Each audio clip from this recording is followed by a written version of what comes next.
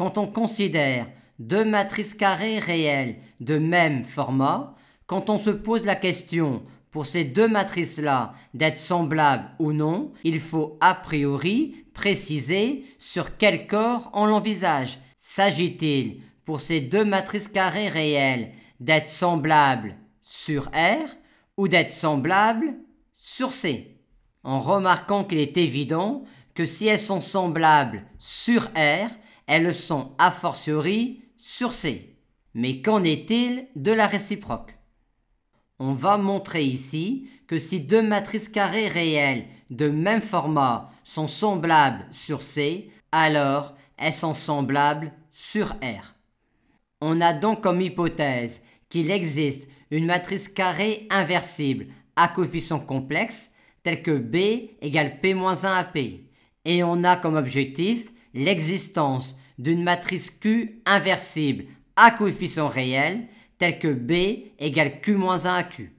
La première chose qui nous embête dans l'hypothèse est la présence du P-1 ici. Comment en effet gérer ce P-1?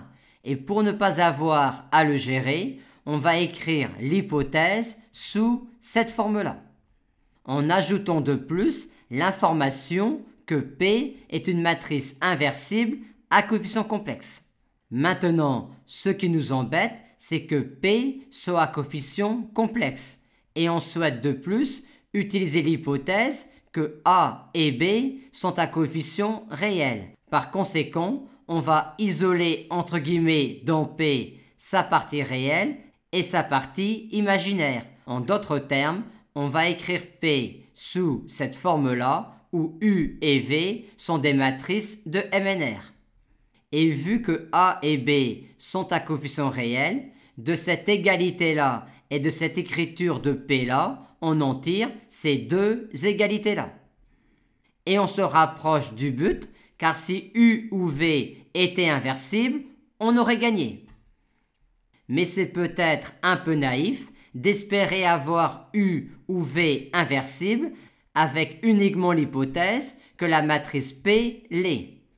Mais il n'y a pas que les matrices réelles U et V qui sont potentiellement intéressantes, il y a en fait, vu ces relations-là, toutes les matrices de la forme U plus XV avec X réel.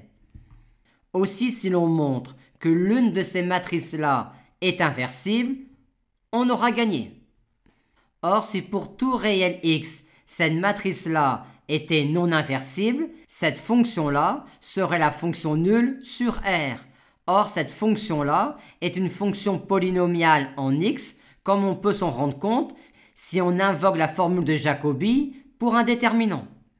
Et on aurait alors ici le polynôme nul, vu qu'il s'annulerait en tous les réels X.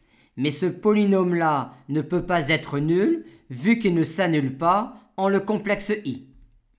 On en conclut donc qu'il est impossible que toutes ces matrices-là soient non inversibles. Il existe alors un réel x0 pour lequel la matrice réelle U plus x0v est inversible et on tire alors de cette relation-là que A et B sont semblables dans R.